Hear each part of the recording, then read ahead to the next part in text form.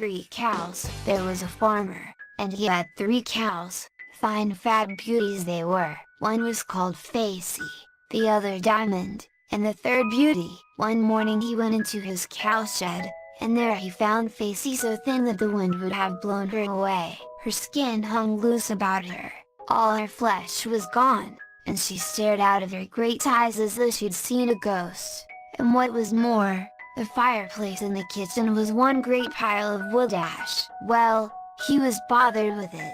He could not see how all this had come about. Next morning his wife went out to the shed, and see, Diamond was for all the world as wish-looking creature as Facey. Nothing but a bag of bones, all the flesh gone, and half a rick of wood was gone too. But the fireplace was piled up 3 feet high with white wood ashes. The farmer determined to watch the third night, so he hid in a closet which opened out of the parlor, and he left the door just ajar, that he might see what passed. Tick, tick, went the clock, and the farmer was nearly tired of waiting. He had to bite his little finger to keep himself awake, when suddenly the door of his house flew open, and in rushed maybe 1,000 pixies, laughing and dancing and dragging at Beauty's halter till they had brought the cow into the middle of the room. The farmer really thought he should have died with fright, and so perhaps he would had not curiosity kept him alive. Tick, tick, went the clock, but he did not hear it now. He was too intent staring at the pixies and his last beautiful cow. He saw them throw her down, fall on her, and kill her. Then with their knives they ripped her open, and flayed her as clean as a whistle. Then out ran some of the little people and brought in firewood and made a roaring blaze on the hearth, and there they cooked the flesh of the cow.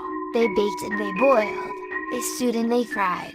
"Take care," cried one, who seemed to be the king, "let no bone be broken." Well, when they had all eaten, and had devoured every scrap of beef on the cow, they began playing games with the bones, tossing them one to another. One little leg bone fell close to the closet door, and the farmer was so afraid lest the pixies should come there and find him in their search for the bone, that he put out his hand and drew it into him. Then he saw the king stand on the table and say, "Gather the bones." Round and round flew the imps, picking up the bones. "Arrange them," said the king, and they placed them all in their proper positions in the hide of the cow. Then they folded the skin over them, and the king struck the heap of bone and skin with his rod. Whist!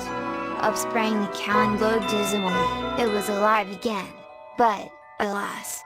As the pixies dragged it back to its stall, it halted in the off forefoot, for a bone was missing. The cock crew, away they flew, and the farmer crept trembling to bed.